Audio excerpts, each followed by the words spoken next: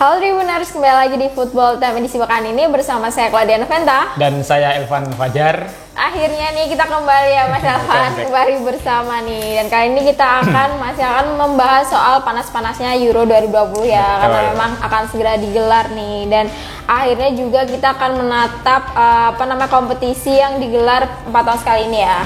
Apa kita langsung saja nih Mas, langsung ke fakta-fakta menariknya nih ya. Nah benar Mbak, untuk Euro 2020 kali ini memang cukup spesial Mbak, karena juga menandakan 60 tahun digelarnya Piala Eropa ataupun Euro 2020 kali ini, dan ini juga menjadi edisi ke-16 Mbak. Wah, sudah 60 tahun ya nih ya Euro digelar ya, karena 4 tahun sekali ini, dan ini juga merupakan edisi ke-16 ya Mas ya. Dan pada Euro tahun ini nih sebenarnya konsepnya berbeda dari sebelum-sebelumnya ya. Nah itu Mbak yang jadi menambah spesial dari Euro kali ini juga itu Mbak memiliki format dan juga konsep yang berbeda Mbak. Nah tapi sebelum itu kita sedikit singgung soal ajang Piala Eropa atau Euro pada edisi pertama Mbak. Nah. Yaitu digelar pada tahun 1960 tepatnya di Prancis. Tapi saat itu justru sang juaranya bukan sang tuan rumah Prancis tapi justru Uni Soviet. Uni Soviet ya. Namun walaupun Uni Soviet yang pertama kali menang dan juga Prancis di tempat pertama nih Mas, tapi yang paling banyak menjuarai Euro tuh malah timnas dari Jerman dan juga Spanyol nih. Betul. Mereka masing-masing mendapatkan 3 gelar juara ya.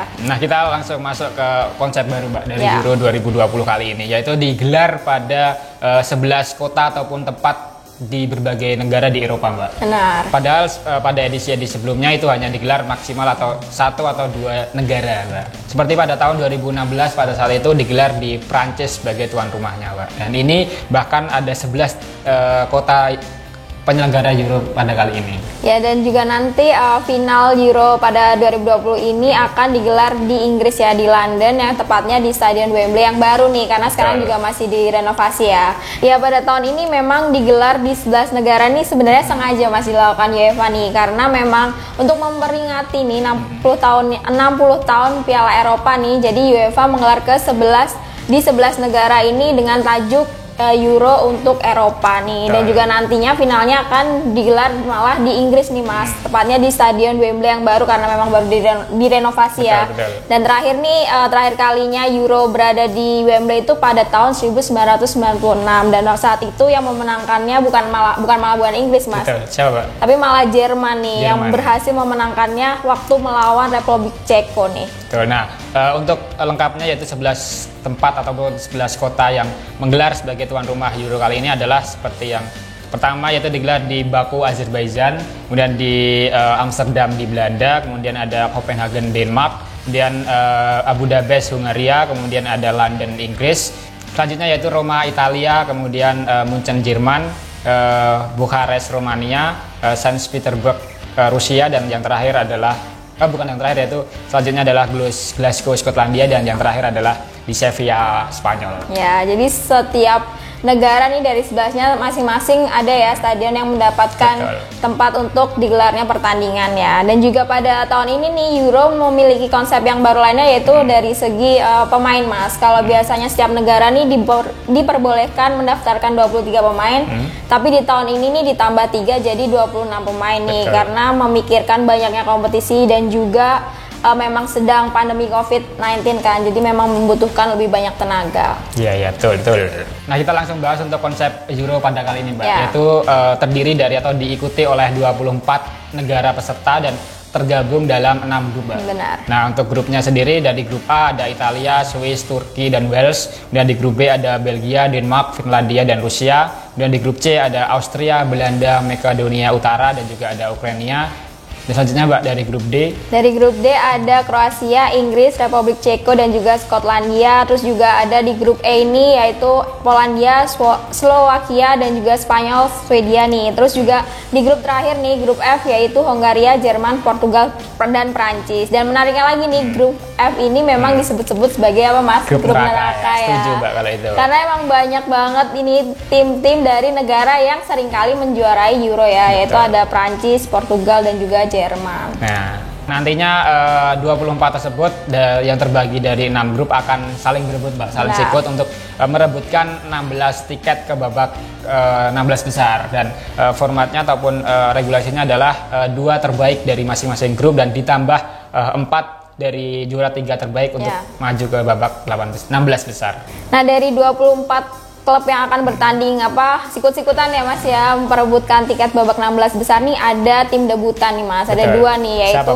adalah dari negara Makedonia Utara dan juga Finlandia nih. Nah, kalau di Finlandia sendiri kan tergabung di grup B ya, bersama Belgia, Rusia dan juga Denmark. Nah, sedangkan untuk Makedonia Utara bergabung di grup C bersama Belanda, Ukraina dan juga Austria. Nah, ini bagaimana Pak nanti, apakah kedua tim debutan ini mampu bersaing lah untuk bisa setidaknya lolos ke babak 16 besar? Iya nih, kalau untuk Makedonia Utara nih apalagi nih negara yang jarang kita dengar ya. Jadi kalau Finlandia sendiri kan udah sering kita dengar, tapi kita sendiri belum pernah melihat nih bagaimana mereka kalau bertanding di Euro ini ya. Jadi kita emang patut ditunggu-tunggu nih. Mungkin aja bisa jadi klub kuda hitam ya. Ya, betul. Nah, ini juga ada fakta menarik Mbak dari gelaran Euro 2020 kali ini Mbak, yaitu pada dibawa atau didapat oleh Portugal maupun Prancis Mbak. Kenapa? Nah, seperti yang kita ketahui, Prancis sendiri merupakan juara Piala Dunia 2018 Mbak. Ya. Nah, itu berpeluang bisa mengawinkan dua gelar internasional sekaligus Mbak, setelah tadi Piala Dunia 2018 dan juga Piala Eropa ataupun Euro 2020 kali ini. Jadi di 2020 ini? Betul kan? Di misi Euro 2020. Betul, itu untuk mengawinkan gelar internasional Mbak. Dan sedangkan di Portugal merupakan juara bertahan Mbak di Euro 2016 tahun lalu, 4 tahun lalu. Nah, maka andai pada tahun ini Euro 2020 yang digelar pada 2021, maka bisa menjadi juara bertahan Mbak. Iya, kayaknya nih misinya Prancis mengawinkan dua gelar nih menjadi memiliki banyak dukungan Mas. Karena cukup realistis. Iya benar, karena Prancis sendiri aja menjadi tim favorit untuk menjuarai Euro 2020. Meskipun gak hanya Prancis nih, ada juga Inggris nih. Bahkan nih sudah diriset nih dari bursa judi nih. Yang mengatakan nggak bisa dong, kayak mengatakan bahwa banyak banget yang menjagokan Inggris dan juga Prancis menang di Euro 2020.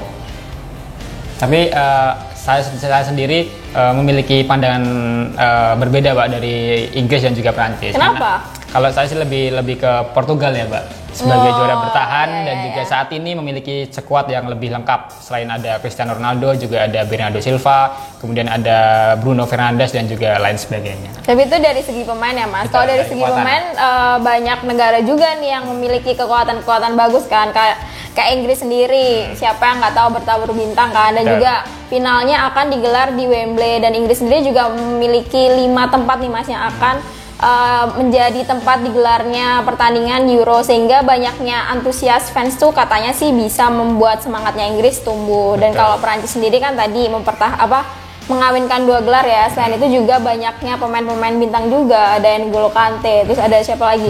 Mbappe, banyak banget kan. Terus tapinya Portugal ini malah nggak masuk Mas dalam 5 besar tim yang dijagokan di Euro. Karena setelah Inggris, Prancis, ada Belgia nih, Eden Hazard ya. Betul. Terus juga ada Jerman dan juga Spanyol. Malah Portugal sendiri nggak ada nih, karena Cristiano Ronaldo juga namanya udah nggak terdengar kali ya.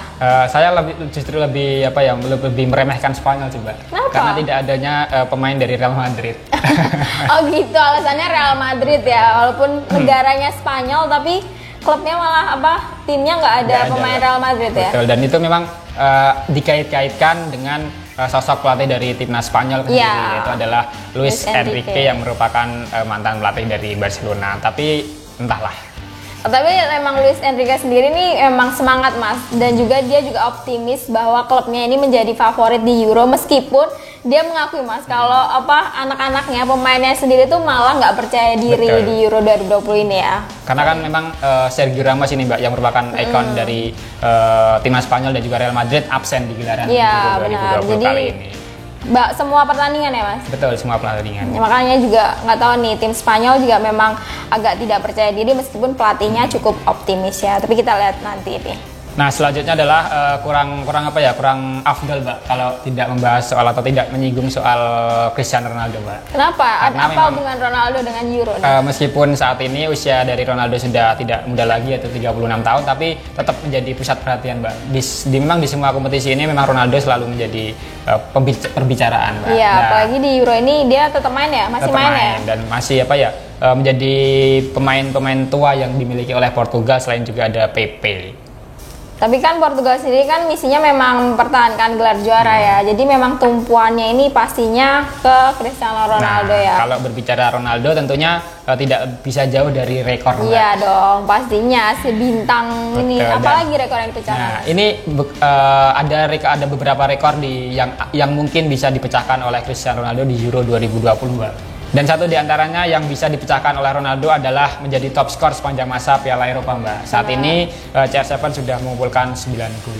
Ya, dan raihan 9 gol dari Cristiano Ronaldo itu sebenarnya menyamai rekornya si Michael Platini, Mas. Apalagi Ronaldo juga memang belum pernah absen nih di 5 edisi terakhir Euro ini ya, yaitu termasuk 2020. Iya, termasuk 2020 nih, karena pertama kali dia tampil tuh 2004, 2008, 2012, 2016, terus juga tahun ini 2020 dia juga masih akan bermain dengan usianya yang udah sebenarnya cukup tua ya, 36 tahun. Karena memang kabarnya ini Ronaldo masih akan sampai Piala Dunia 2022 nanti, Mbak. Waduh, jadi masih 2 tahun lagi pun dia masih akan berkarir ya, 38 tahun loh ya. Tapi nggak ada yang tahu, kita tunggu aja nih, masih moncerkah Cristiano Ronaldo di Euro ini, karena memang misinya kan mempertahankan gelar juara Portugal ya. Betul. Dan terakhir, Mbak, kita sedikit bahas soal jadwal. Ya, benar. Jadwal dari Euro 2020 kali ini. Ya, langsung saja nih kita bahas dikit ya Mas ya soal pekan pembuka nih ya di Euro 2020 ini, yang akan menampilkan duel dari timnas Turki melawan Italia nih, langsung ya melawan Italia nih pada 12 Juni Sabtu 12 Juni 2021. Kalau di Indonesia bermain pada pukul 2 pagi ya. Betul, itu akan digelar di Stadion Olimpico Roma, Ya, Italia. Nah, setelah itu akan dilanjutkan masih dari grup A, Mbak, yaitu adalah timnas Wales melawan timnas Swiss yang akan digelar pada Sabtu 12 Juni 2021. Itu pukul 20 waktu Indonesia bagian Barat dan akan digelar di Baku Olympic Stadium. Nah, selanjutnya dari grup B nih akan dibuka dengan duelnya Denmark dan juga Finlandia nih pada masih sama ya, Sabtu 12 Juni 2021 pada pukul 23 waktu Indonesia bagian Barat di Stadion Parker. Nah, ini menjadi apa ya, Mbak? Ajang pembuktian pertama bagi timnas Finlandia ya, yang tadi merupakan tim debutan dan akan langsung dipertemukan dengan timnas Denmark ya. Kemudian pada pertandingan kedua dari grup B akan menemukan timnas Belgia melawan timnas Rusia pada Minggu 13 Juni 2020 pada pukul 2 dini hari, 2 waktu Indonesia bagian Barat dini hari, akan digelar di Stadion Christowski. Dan ini merupakan tim favorit saya, Mas, tim Belgia, karena ada Eden Hazard, terus ada Kevin. Kok gitu? Eden Hazard gak main. Eden Hazard sama Kevin De Bruyne masih absen. Tapi kan Kevin De Bruyne kan absennya di laga pembuka aja nih. Kalau Eden Hazard doakan saja selamanya. Kok gitu? Ini nggak, karena Belgia ini tim favorit karena nggak pernah menang loh. Ini juga menjadi pertanyaan, Mbak. Kenapa Eden Hazard ini masih tetap dipanggil oleh sang pelatih dari Belgia? Pasalnya kan melihat statistik atau penampilan di Real Madrid begitu kurang ya. Tapi kalau dilihat dari statistiknya di klub Chelsea, kayaknya emang Eden Hazard tuh masih depan, jadi mungkin dipanggil ya. Oke. Nah, next nih ya, kita lupakan Eden Hazard sejenak nih, karena di grup C nih akan dibuka dengan laga Austria melawan Makedonia Utara ya Mas, yang akan digelar pada Minggu 13 Juni 2021 pada pukul 23 waktu Indonesia bagian Barat, dan juga akan digelar di National Area Stadium.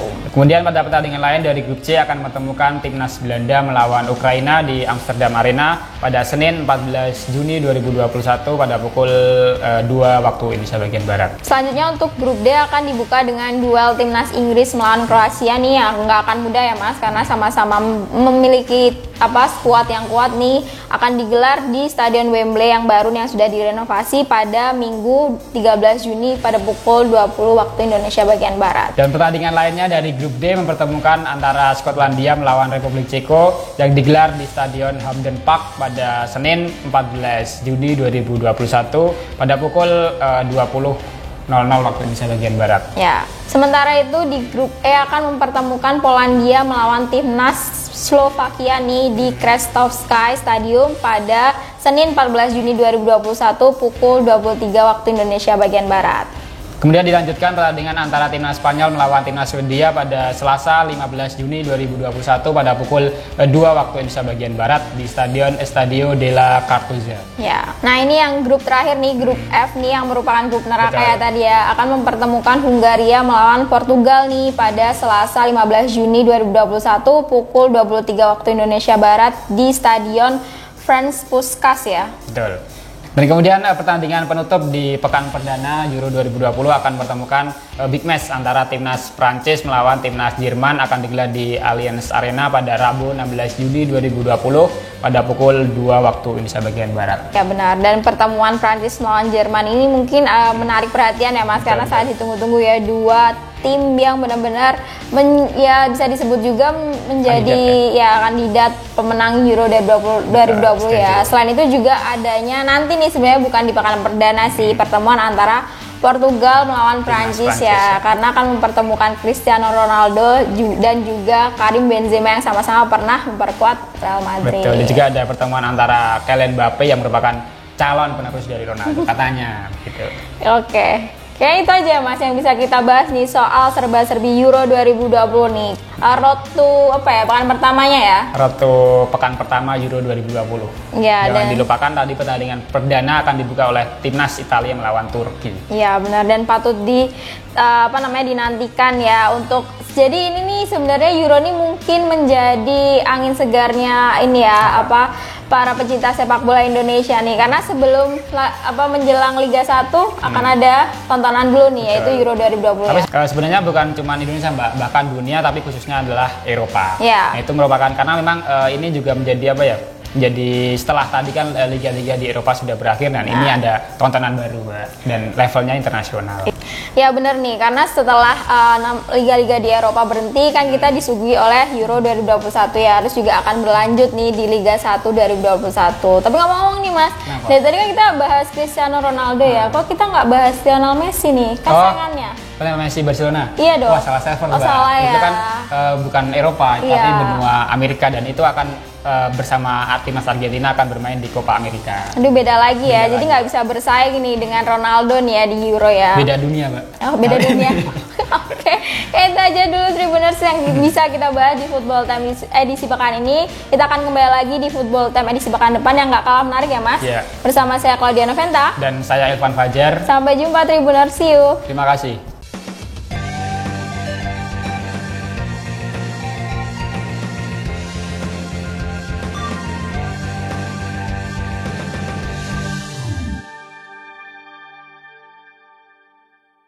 Terima kasih sudah nonton. Jangan lupa like, subscribe, dan share ya.